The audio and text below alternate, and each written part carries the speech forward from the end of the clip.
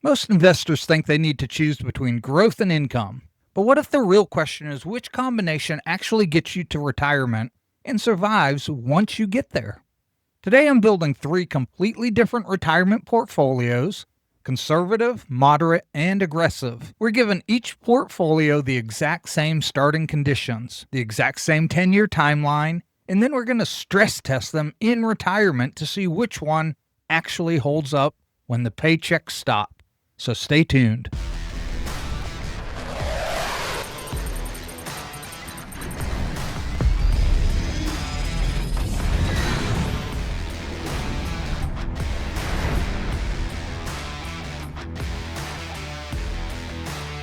Welcome back to Simply Money. As you can see, I'm still dealing a little bit with the paralysis on the right side of my face, so please bear with me. For those who are new to the channel, this is not normal. It should pass soon, but I want to continue to get this information out to you guys.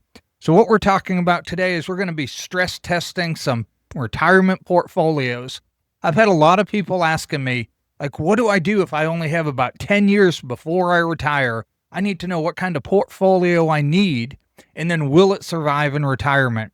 So we're going to look at 2 different charts, and we're going to plug in some numbers, and we're going to show you the outcome of these different scenarios, and you're going to be surprised at how well you can do with only 10 years left. So one of the biggest mistakes I see investors make is focusing on a single ETF instead of building an entire retirement system. A great growth fund by itself isn't enough. A great income fund by itself isn't enough. And chasing yield without considering long-term growth can create problems later. Instead of comparing individual ETFs, I wanted to answer a more important question. If someone is starting today and has 10 years until retirement, what happens if they build a conservative portfolio, a moderate portfolio, or an aggressive portfolio using the exact same 10 funds? Which one generates the most income?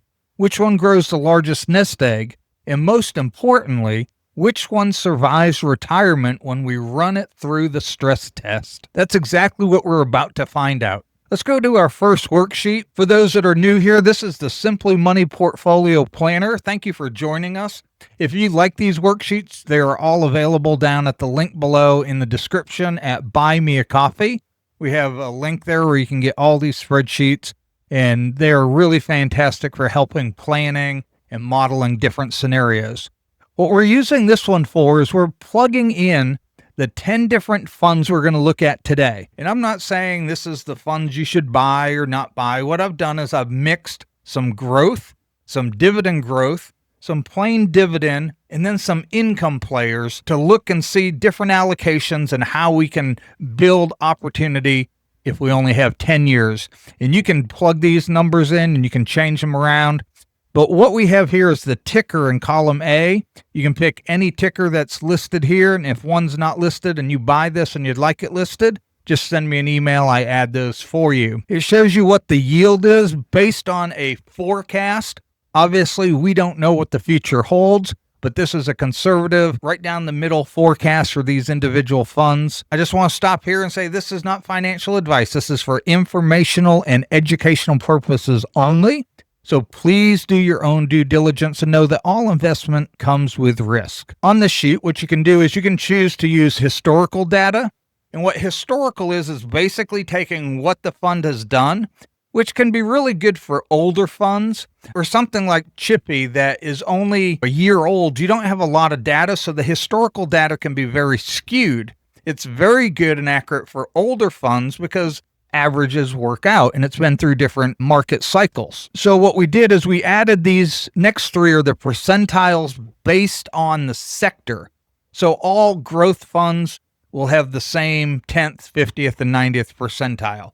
It's just kind of testing sector against sector and how would it do. And then these last 3, the manual, each individual ticker is forecasted based on its past performance, what sector it's in, what companies it holds, all sorts of different factors. What are the forecasts by others looking at, and we just kind of combine those and we put in the conservative, moderate, and then aggressive returns for those. And so I have it set for the manual 50th. We're going with each individual fund's forecast right down the middle what we would expect that to do. And again, we hope that's what we'll do. Now, I'm going to look at this in 3 different scenarios. We have the conservative, moderate, and aggressive. All 3 of these have the same funds, just the allocation percentage. As you can see, in conservative, we put 5% in QQQM, where the moderate, we put 10%. And you can see on like Chippy, we have 5% in the conservative, but we have 13% in the aggressive. And if you got this, you can play with this. You could put that up to 20% if you really wanted to get aggressive. And when you do that, you come down here, you can see the allocation has to equal 100%, or this will all give you some errors. And so it's just kind of foolproof in it for you, so you can't accidentally run it with only 90% allocation. And then in the blue box here, what you're seeing is the average. So when you combine these allocations, this is what your average starting yield is. And that's important to remember. That's your starting yield, because as you're dripping and making more contributions, the yield down the road is actually possibly going to increase if you're putting more into a higher paying yield. For example, here you have SCHG only pays 0.5% yield, and you're putting 10% in there, and then Chippy's paying 20%. But as you're dripping, that is gaining more and more. So it depends where the ending balance is. You could have a higher yield. And we'll look at that in a minute. I just want you to remember this average yield is what you're starting at with this allocation. So you have your conservative, moderate, and aggressive there. And over here, what we've done is we're starting out with a $10,000 balance. This is our initial investment. You're 10 years from wanting to retire. We're going to say you're 55, life has happened, you haven't been able to put money aside or whatever reason. We're not here to blame or make excuses. We're just here to say, this is the fact. I have $10,000. What can I do and how can I build this? So we're going to accumulate for 10 years. And what that means is we're just taking the original balance plus what we deposit for 10 years and seeing where it will end up. And then we're projecting for 40 years. So after the accumulation, 30 more years, we're going to be looking at what's it look like when we're starting to take withdrawals from that. We have our annual yield growth. So how much will the yield grow in this scenario? And we have that at 3%. And you could put that at 0. You can put it up to 10. I think 3 is a pretty fair scenario with the mix that we have here. You have things like SCHD, DGRO, DEVO that are dividend growers and they're increasing their dividend. And then others that they may maintain or increase slightly because of the drip. So a lot of different scenarios you can look at there, but we put it at 3%. That's all that really affects this on this point here. So we're going to look at the conservative first. We come over to deposit rules. Again, this is the Simply Money Portfolio Planner. And now we're going to the deposit rules tab. And I have this set up. You can do this differently, but what I have is 10 rules where you can go ahead and put different ways you're depositing. So I have the first one set up at $500 a month, starting on month 1, and we're doing that for 120 months or 10 years. And the first scenario, we're not going to inflate that. We're going to keep that $500 a month for 10 years. You're never going to increase that. I want to show you how that impacts and why we want to look at that after. But then down here, so rule 1 is the only one we have set up. You can see we have 0 on rule 2 and 3. Rule 1, I have it set up the allocations exactly like, if you go back to Portfolio Engine, exactly like these allocations. So when we make this $500 deposit, 5% will go to QQQM, 10% to SCHG, etc., etc. When we compare the moderate and aggressive, I have those set up in rule 2 and 3, and we'll just shift this $500 to rule 2 and rule 3. Just an easy way to be able to run some scenarios very quickly. But you could also use this if you were saying, okay, I'm going to get $500 a month, plus maybe I get a one-time inheritance, I get a quarterly bonus or an annual bonus. I want to throw those in there as well while I'm accumulating for the next 10 years. So you can set those rules up as well. But we're doing this just for some quick scenarios. So this is set up for the conservative portfolio, going through each of the funds exactly how we had it set up. Then we come over to the withdrawal rules. Same process. You have 3 scenarios. Again, we have it for the conservative, moderate, and aggressive, coming out of those in the same percentage that we were putting into it. Now, you could change that because maybe you don't want to take out of QQQM and SCHG and you want more income coming out of Chippy, which is actually producing more income. And you could play with that. And again, all sorts of scenarios. Just for this, we're trying to make it as clean as possible, kind of a quick check. It's not going to be perfect. You can run the scenarios 1,000 different ways. But what we're doing here is we're doing a percent of income, and we have that set at 100%. So whatever income comes in, starting year 11, month 121, until the end of 30 years from then, so the end of 40-year projection, we're going to run that taking 100% of the income and see how the portfolio does. And we are going to keep that inflated because your spending power has to keep up with inflation. So the withdrawals will be increased by inflation. And again, on the deposits, we will change that after. But you can also do a percent of the portfolio. If you don't want to take out all the income, you could say, I only want to take out 4%, or I want to take out 10%. You can take out a fixed amount. Maybe you only need $1,000 a month. So you put fixed amount and put $1,000. So there's different ways you can set the withdrawals up as well. And again, you can have multiple withdrawals. Maybe you do $1,000 a month, and then starting in year 10, maybe when Social Security kicks in or something, you put in an additional percentage. You can play with that as well. So those are the setups that we have. Then you come to the forecast tab, and this one is just for if you're doing a lump sum and you want to see what the outcome is. It's just a quick summary. But you do have to come over here to make sure you change the model to conservative, moderate, or aggressive. A lot of times you'll forget to change that, and then your outcomes are still running off the original one. And we are in conservative this time, so we keep that at conservative. We're going to come over here now to Forecast Pro. Now, there's a lot on here, but I'm going to just show you a quick overview. You have the month, and then it shows you each fund and how much is in it. This is your running value. So the first month, you had that $10,000 was put in there. It was split, how we have it allocated. You can slide over here and see the portfolio balance total here at $10,000. The first month, no income generated, so no income was paid, and no income is reinvested. But we did deposit $500, and that was allocated as we set up. So $25 goes into fund number 1, which is QQQM. Fund number 2 is SCHG. So you can see how much is being deposited in each of the individual funds. Then over here, you can see how much is being withdrawn for the month, which is 0, because we didn't start withdrawals until month 121, year 11. And so 0 is withdrawn from each of those funds for that first part. And we'll go down there in a minute. Now, we're not using this on this scenario. What this is a redirect income. So let's say you're putting a lot into Chippy and you want that income and you're taking the income, but you're redirecting it to QQQM. You could say redirect on, so yes, and redirect starting month 1, and we could put that to month 120 for the 10 years we're running. And then what percentage of that income do you want going to each of these funds? So maybe we want all the income going to QQQM and SCHG. So we'd put 50% and 50%.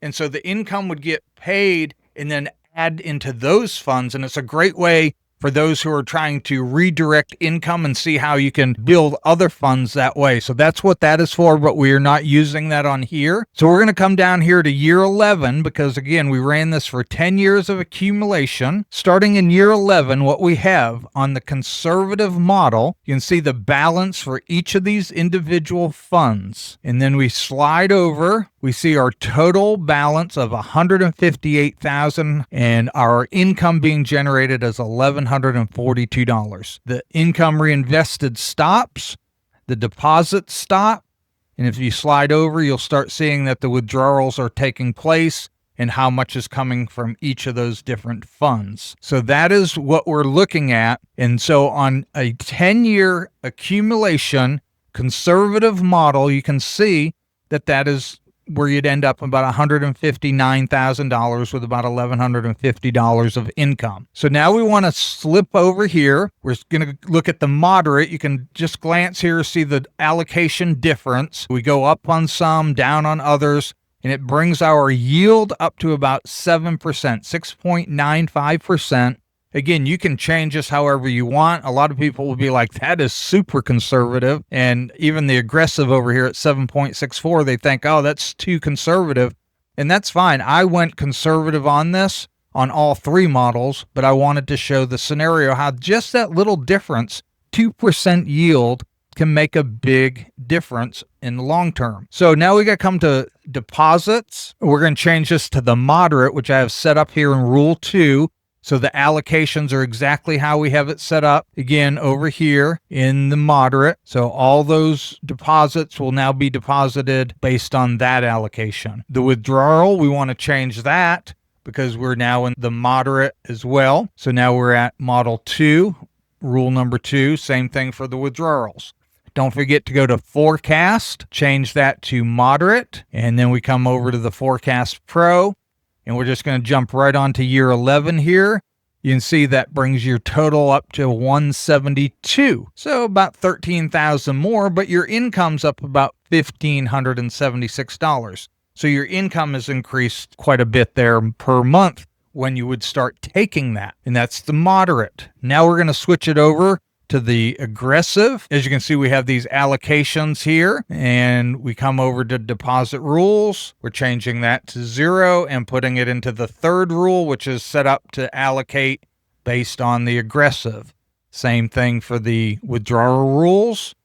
We're putting that at 0 and withdrawing 100% based on the aggressive model. Come to Forecast. Don't forget to hit this to aggressive model and see what the Forecast Pro tells us. Total $181,000.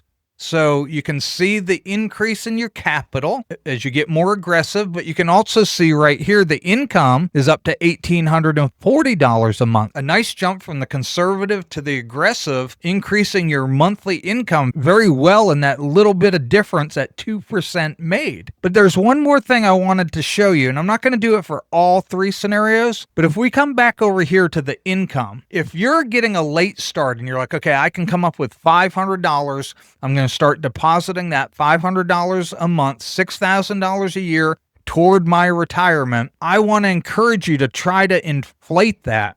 So we have it set at a 3% inflation, meaning that you're going to increase how much you deposit, because over the next 10 years, $500 now may be harder than it will be in 10 years, and you might be able to increase that. Maybe you get a pay raise. Maybe you get a side hustle. Maybe you pay something off, maybe a credit card or a car, or your home gets paid off. So you increase your ability to deposit more. So I want to show you how much of a difference that can make. And we're only changing this one. Come back over here. Now you can see it's up to $196,000. And the more important part, your income has gone to almost $2,000 a month to start when you would start taking that. And that's just a 3% increase. As you can see, your last year, you're only putting in $652. And that may seem like a huge jump. You're like, that's $152 more. I can't come up with that. You may not be able to now, but in 10 years, that's not going to be as big of a deal most likely. And again, it may be, but I'm just showing you the small little things you can do to really make a big impact. As we come back here, you can see the first year you put $500. Each month, $500. The next year, it goes to $515. So $15 more a month after a year. So you have a year to try to say, okay, I'm doing $500. I got to come up with $15 more. Maybe you increase that inflation to 5% or 10%, whatever you can do. I'm just showing you this to help you see small changes to get you ready, because if you're getting a late start or you want to do this quick, you're going to have to make some sacrifices. So what we're going to do now, and I want you to remember what I said about the yield is what we started with. This yield here is our starting yield based on this allocation. But because we have been building these accounts, dripping, and adding deposits, our ending yields are actually much higher because you've been increasing the income in comparison to the portfolio balance. That's that wonderful thing called yield on cost. So what I want to do now is I want to plug these numbers in to our other spreadsheet, the Simply Money Retirement Stress Test. This is a fantastic opportunity, this one right here, for you to be able to stress test where you are at. So we're going to take those 3 models we just looked at, and we're going to plug those numbers in. If you're 55 and you say, I want to retire in 10 years, and you started with $10,000 and you're putting $500 a month in, where would you be at and would it survive? So let's look at this. So we're going to start with the conservative. We have $172,000 was what our balance was. And again, that was without the inflation. We're going to do it without inflation on the conservative and moderate, and then we'll do it with inflation on the aggressive.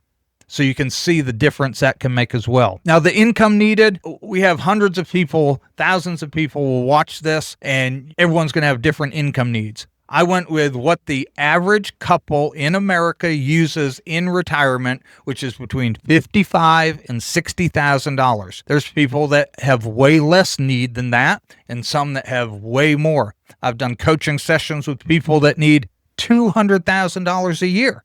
They obviously are not going to do it on $172,000. So your situation will be different. That's why these spreadsheets are great. You can put in your numbers and run it.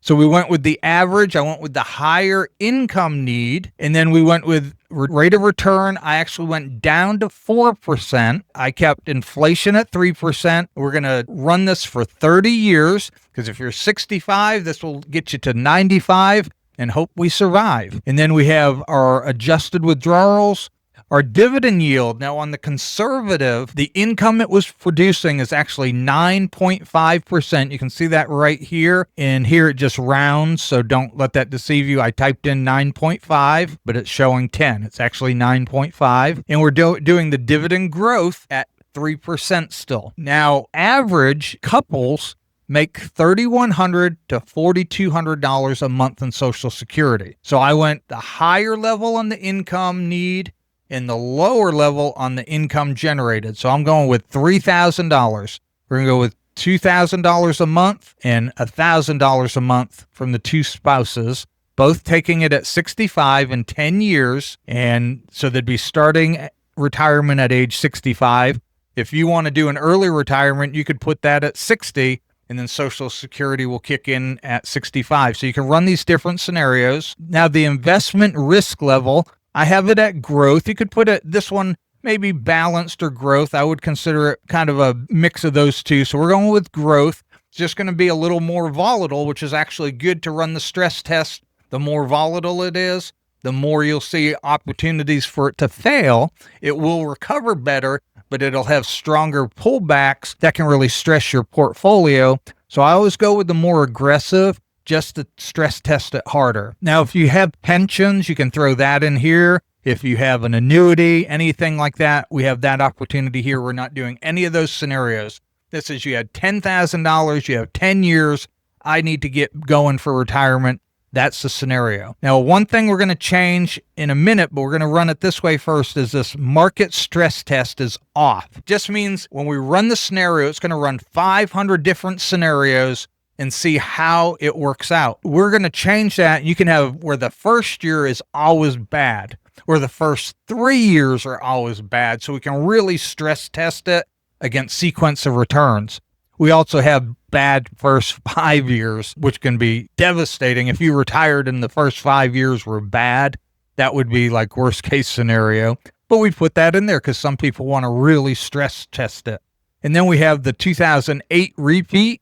So what if the market did exactly like 2008? And we have the .com repeat. What if it did exactly like that? So you can run all those scenarios. We're not doing any sequence of returns. It's just going to be random 500 at first. So this shows you the chart. This is a linear chart, and this is really good just for a quick view. It shows you the portfolio balance, your income coming from dividends, Social Security, etc., what your withdrawal rate is. If anything's left over, you'd have deposits. And this is just a snapshot. But the real stress test comes right here. If you go to the Retirement Confidence Dashboard, this right here is, we're going to run this new stress test. You just click that and see the script running, and it's going to run this. And I already ran it, so it'll show you right here, high risk. That conservative portfolio with the numbers we put in shows a high risk. You can see that your first year failure is age 73. That's 8 years after retirement. That is not a very good situation I would want to be in. And what this has done, if you go to this tab down here, the stress test, it shows you every simulation. There's 500 of them down column A here. In each year, what the return was. So you can see like this first scenario, it had a great first year, but then a couple bad years. Then the next scenario, you had a bad year and then a good year. And so you just have that different scenarios. And that's what it's doing, is it's testing against 500 scenarios. How would you have done? And this is high risk. It's just saying that all sorts of scenarios failed. So what we want to do now is we're going to come over here. We're going to plug in the moderate. The moderate was $189,000. We're going to keep the income needs and income sources the same, but because it generated more dividend, our dividend rate is 10.7 at the end of 10 years. So we're going to see how that changes things. You always want to make sure this is a percentage or you're going to get really messed up numbers. Your social is going to stay the same. Everything's staying the same. We come back over here. Okay, then we come over here and we run the scenario again on the moderate model and see what happens. And that shows it's a moderate risk. Now, that's much better. Your first failure is not till year 80, and that's just one failure. Doesn't mean the whole 500 scenarios failed. It means in 500 scenarios, the first time it failed was at age 80, so 15 years. But the median failure was 91. Meaning half of the time you failed at 91 or below, and the other half you failed at 91 or above. That's not as bad, and that means, okay, we're in the ballpark now. Maybe with a little tweaking, a little bit of adjustments, we could do some things different. So now we're going to go over one more time. We're going to change this to the aggressive, and we're going to use the inflation adjusted. Remember we said if you add 3%, to that $500 each year. And so at the end of 10 years, you're adding $650. So now we're at $196,000. And here's the great part. Your yield on cost at that time is 11.6. It's what it's paying. And that makes a huge difference because you've been accumulating more and more shares, especially of those higher income funds. And we're going to see where we're at now, going to the aggressive. Let's see what happens. Now, I like that. Excellent. 99.8% confidence score. I would be absolutely fine with that. Someone starting with $10,000, adding $500 a month, inflation adjusted, so 3% extra a year for 10 years. If they went with a little more aggressive model, and then you plug that in the stress test, you can see that it held up very well. Now, again, this is with no sequence of returns. So as we come over here, we see our different sequences. Some of them are okay, and some are pretty bad. Look at this scenario here. If this scenario was when you retired, -19, -14, 7, then -9. That would be a scary first few years. But as you come all the way over, you see every return for the year. And what it does is if you take all those numbers, it averages out to whatever the return we put in on the stress test in the beginning. But instead of being 7%, 7%, 7%, it's doing what the market does, up and down. And as you come all the way over, you see each year's annual returns. Then you see your portfolio balance. You can see how it really dropped here at first, but then it begins to rebound. And that's the big thing with income generating funds, is you are getting that income without having to sell off shares, and that can make a big difference. Now, one more thing we want to test here. Let's say we have a bad first year. You retire, sequence of returns hits you. The first year is bad. Every scenario, all 500, the first year is bad. It did not impact it too much. A little bit of a drop, but the score is still excellent. If you come over here, you can see here, every scenario, the first year was -30%. That would be awful. Retiring in your first year is -30%. Then you have scenarios like this. Your second year is -12, third year is -9, but your retirement score still says you did really well because it was able to recover. Let's test it a little harder now. Let's go to the first 3 years. This is real bad market timing. Murphy's Law, I retired and sequence of returns kills me. First 3 years, still not too bad. First failure age is 86. You dropped, but you've also maintained really well. And you look at that first 3 years, negative 30, negative 15, negative 10. And then from there, it just random again. So every first 3 years on all 500 scenarios, you have these negative returns and you still get a very confident score. And for those that really love to test it hard, let's go first 5 years. This will probably kill it. 5 years negative like that is going to be really rough. Actually, not too bad, but let's see what it looks like. Look at that, negative 30, negative 15, negative 10, negative 5, and 0. And you still were able to survive on most scenarios. Yes, there's going to be some scenarios it doesn't, because not only do you have those first 5, you can see here, you have the first 5, and then the 6th year and the 7th year are also negative. So what market? Tell me, anybody can comment down below if you know any time in history that we had 7 straight years with 0 or negative return on the market. Please let me know, because there hasn't been any. But I'd love to see if you can find one that maybe somehow I missed. But that is just like the impossible scenario. And I'm here to tell you, personally, my opinion, if we had 7 years like that, we have a whole lot more problems than can I stay retired. That's just my opinion. And that is the stress test. So you have the portfolio planner. You can kind of play around and forecast and see, what if I do this and that, changing, redirecting income, allocating differently to growth or income or dividend growth. And then you can plug those numbers in over to the stress test on the retirement stress test and see, will I survive? And then run different scenarios and play with that. Great tools. This was what a lot of people have been asking for. 10 years till retirement. Can you do it? Will it survive? Thank you for all the support. Don't forget to hit that like and subscribe button, and we'll see you next time on Simply Money.